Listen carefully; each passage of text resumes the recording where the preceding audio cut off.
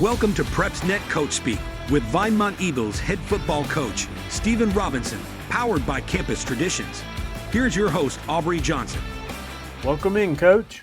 Good to be with you. All right, so the last 2 weeks you split between a win and a loss. So back on the 10th, you played Gordo, and they were undefeated coming into that game, and you beat them. It was a close game, but you beat them. A lot of people didn't give you credit for that, but that was a fantastic win. Tell us about that game.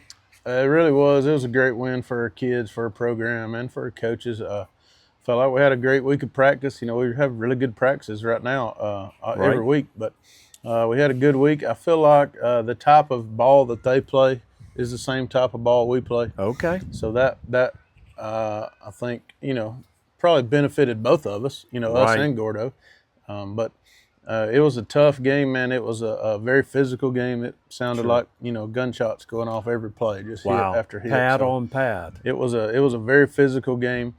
And, you know, really it came down to special teams in a way, simply because we both scored 3 touchdowns. Oh, wow. We blocked an extra point. We hit two of our extra points, and then they went for 2 the last time they scored, didn't get it. And so when we scored, we went for 2 to go up 3 and got it. And so that was kind of the difference in the game. Fantastic. But it was back and forth. You know, it was we got down 13-0. Right. And we had made to a claw play back. That's right. And they were actually going into score to go up 3 scores, and we had a kid make a great play and get on the ball. It was a touchback, ended up being a touchback. It was Chase. Okay. And cool. We got the ball on the 20, drove it 80 yards, and from that point on, our attitude kind of changed, and we believed, you know, a little bit more. And so went in at halftime, down 1 touchdown, and just came back and took the lead. Then they took the lead, then we took it right back. Back and forth. Okay. It was back and forth, but it was a very good night. I think probably the biggest, other than I remember years ago when I was in probably 7th grade or so here. Yeah. We beat Sardis, and they were number 1. And and that was in the playoffs. They were number 1, and we beat them. Of course, I was just an onlooker. Those guys are kind of the reason that I'm doing what I'm doing. I think so. Sure. But other than that, it's probably the biggest win that I can remember. Fantastic. In program history. So. Well, kudos to you on that one for sure. Tell us who played well in the game. Well, defense played great. You know, they've got athletes all over the field, and they're big and strong. And Preston Hanners, I think he ended up having 16 tackles that night. And Tucker Robinson had a fumble, and caused a fumble. And I think Roman picked it up, Roman Romero. So our defense played really well. Zach Johnson and Brandon Johnson at linebacker, they're 2 brothers. One's a junior, one's a freshman. Right. And Zach had to start because of some injuries and played really well. Did not play like a freshman. He played like an upperclassman that night. So but he had to step in. Offensively, Caleb Slane, he played really well. He ended up breaking his ankle early in the third quarter, man. So we've lost him for the year. That's a shame. But he played really well. Josh Rhodes, our quarterback, man, he had probably his best game as a runner. Just physical, super physical. I think he had 12 or 17 carries for about 94 yards. So almost broke 100, but had some really crucial runs. And Gabe Herrera had a couple big runs, one for a touchdown, about 20 yards. And so O-line played really well. I mean, it's everybody. I mean, I could call every name on the that was on the field, but everybody really played well. Well that night. So. Okay, very good. So then you come back. You have what I understand is a good week of practice, and then you turn around and play Oakman, and you had somewhat of a surprising loss to them. Coach, was that a case of just classic letdown, or was there something more to it? Well, it's hard to say, really. I felt like we had a really good week of practice. I felt like the week was very similar. It was set up very similar to Gordo week. Right. You know, we didn't change anything really as far as, you know, schedules and different things. I think they did a good job coaching and looking at some personnel things. They got 3 onside kicks in that game. Oakman did. My goodness. They never did kick it deep, which we've had a good return game when people have kicked it deep. We've managed to get good field position. We've taken one back this year. So, you know, I don't know that it's hard to answer that question. I didn't feel that way before the game, but then after the game, you kind of you got to question yourself on right. Was it let down? And I know it was a huge emotional win. Sure. It's a 2.5-hour trip to Gordo. Yeah. So that win I know took a lot out of us, but right. I did not feel like it would affect us that the way maybe it did. So, Gotcha. but Oakman's got the best running back we've seen all year. I mean, that kid, wow. number one, he is a very good kid from what I understand from talking to their coaches. Yeah. But he's a super running back, strong, physical, big, fast. I mean, all the above. I think he's, he'll wind up playing next level. Okay. So and they did a really good job. Oakman did a really good job I get it. So, other than the running back, were there any other notable injuries the last couple of weeks? Yes, against Oakman we lost Gabe Herrera, who's our one of our biggest run threats. Yeah. He tore his ACL. Wow. Partially tore his quad. He just took a shot right on his knee and just a bad, deal.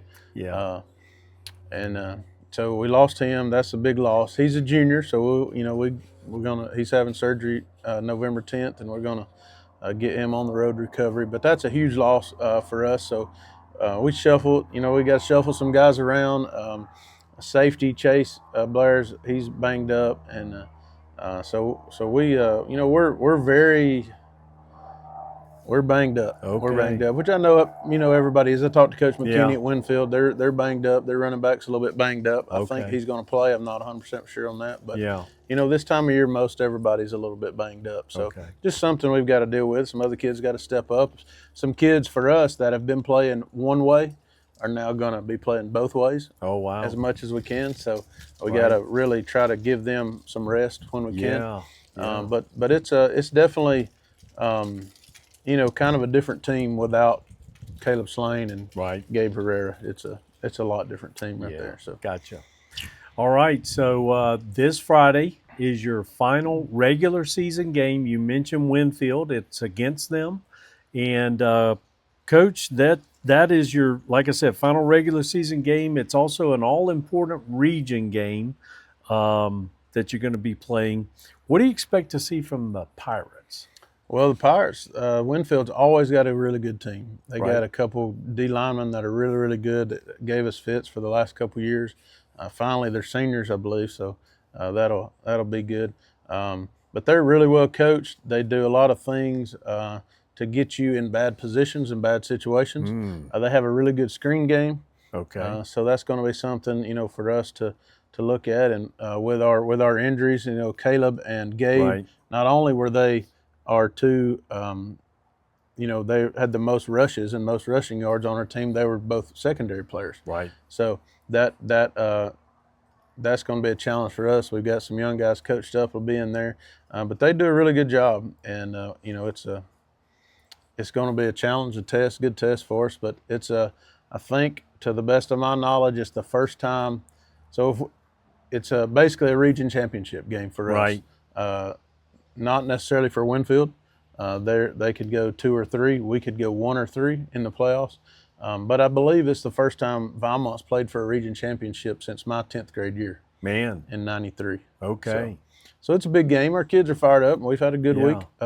A good week of prep. Been a busy week. Seems like there's a lot of stuff going on around the school. So it's been a busy week. But I feel again that we've had a good week of practice. So. Okay. All right. So actually, next week is part of the season, but it's a bye week. Yes. So let's talk about region for just a minute. What's it going to take, or where we are with the math as far as the region's concerned? Well, the way I think it is right now is if we win, we could be we'll be a 1 seed. Oh wow! With tiebreakers, we would win the region championship. Okay, fantastic. Which would be awesome. Yeah. If we don't win, then we will drop to a 3 seed based on tiebreakers. Okay.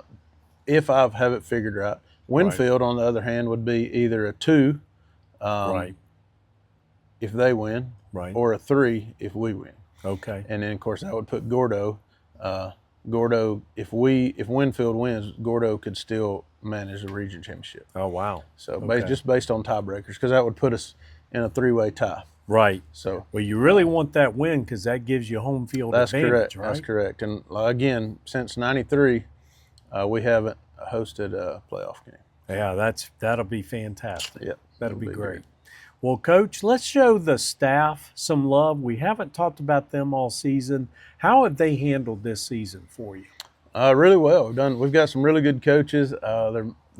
They're mostly young guys, and that's hard to say for me that I'm the old guy, but I am. And early on here at Vinemont, that was kind of a challenge because on all the other staffs I was on, I was the young guy, right? And I had an old guy to lean on. Yeah. So now they're leaning on you, aren't they? They're leaning on me. Of course, I still lean on other coaches and others outside of Vinemont. But, sure. We got some really good coaches. Coach Anthony Pace, he's our defense coordinator. He actually had a baby the Wednesday of Gordo week. Oh, wow. So he missed a day of practice there to have the baby, but then he was back at it. Right back. And, he was right back, made the game Friday night. And good job. And he does a really good job at scouting other teams and getting our kids ready for what they do, as well as teaching our kids just how to play ball, how to play defense. And Coach Stokes is a huge part of that. He's probably one of the best teachers, if not the best teacher over there in the high school. Teaches science, and he does a really good job. Very analytical guy. Yeah, he does a really good job on offense. On offense, he coaches he helps the tight ends and our H-backs. Okay. And in defense, he's kind of like Coach Pace's right hand guy. Okay. On defense. So. And he does a lot of prep work for that. So he's really good on offense. With me, Coach Ransom, Derek Ransom, who actually played for me when I was the offense coordinator here. Nice. And he does a really good job. He's got a very quick brain. Really thinks on his feet really fast, and does a good job with our O-line, getting them ready, getting them prepared to face different faces, different fronts that we see, because we see a lot of different fronts. Some are normal fronts, and some are abnormal fronts that we don't always see. So he does a good job. And, of course, we've got some guys that kind of just help all around. We got Trey Guthrie on this year. He does a really good job. And Garrett Bolin, they both kind of work with Trey works outside backers, and